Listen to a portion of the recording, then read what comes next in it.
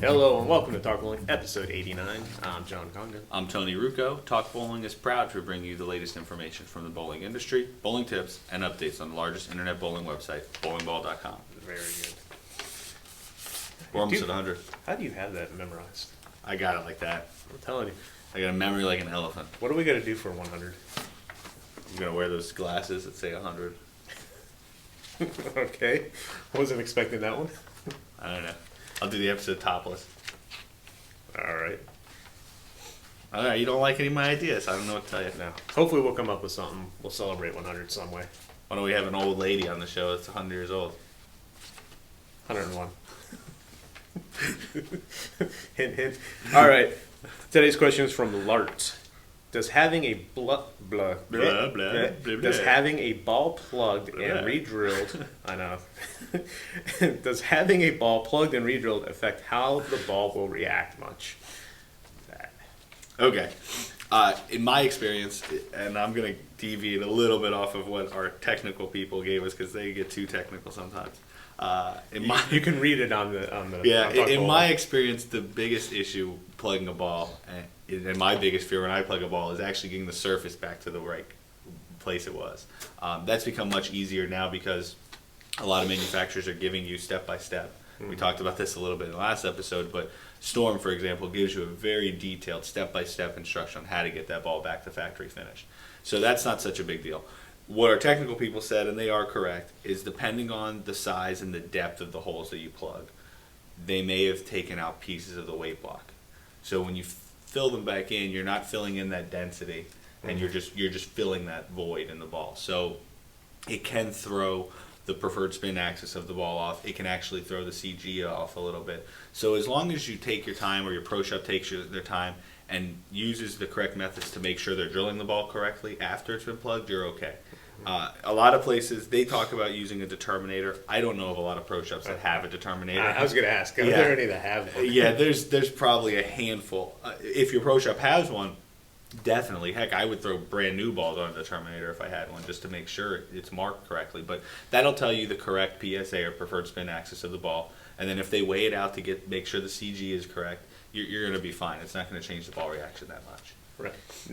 Every pro shop should have the equipment to find the CG.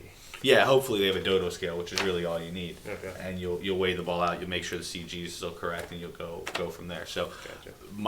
my recommendation is still cover stock. Make sure you get the cover stock back to factory finish.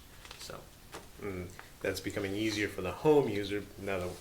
yeah, with personal ball spinners coming out, and like I said, Storm is probably the best at giving you. I mean, they give you diagrams, and they'll say you sand the ball on four sides for 30 seconds with this grit Aberlock. So they give you step-by-step detailed instructions on getting that ball back to factory finish, so it makes life very easy. And just for my own personal knowledge, PSA and mass bias, the same thing? Yeah, it's that preferred spin axis. We've come to call it mass bias. Okay. But that's if you ever have seen a determinator, it's a cool thing. The ball kind of spins around, and eventually it comes back to this preferred spin axis, and you can mark it. So. Okay. All right. How are people going to contact us? You do it. Sweet. You're doing the sponsor then, huh? Oh, great. Yeah, it's a short one. I'll do the sponsor. All right. You can contact us one of three ways. You can email us questions@talkbowling.com. You can leave a comment on any episode of talkbowling.com. This happens to be episode 89. And we are on Twitter @talkbowling. Correct. You sound so much better when you do that. Thanks. I'm going to let you do the sponsor from All right. now on. The sponsor this week is Larrt.com. I hope I'm saying that right. Are you looking to buy flowers for a special person in your life? Whether it's for an anniversary, birthday, or better yet, just to say I love you, Larrt has a large selection of flowers and gifts to let that special someone know you care.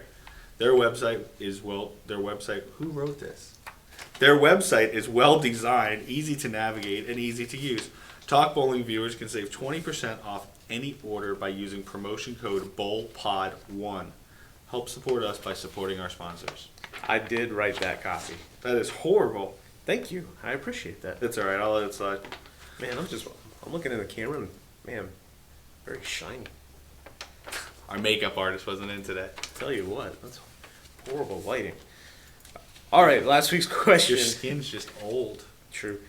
You're getting there. Go You had a ahead. birthday recently. Last week's question.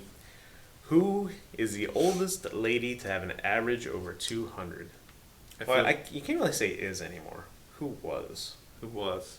Sorry, I know it's very... Molly Marler from Kansas City, Missouri, averaged 202 for a season at the age of 101 during the 1985-1986 bowling season. Yeah, I'm That's sorry. impressive. I'm being very insensitive. You are, but Kind of you know. mean.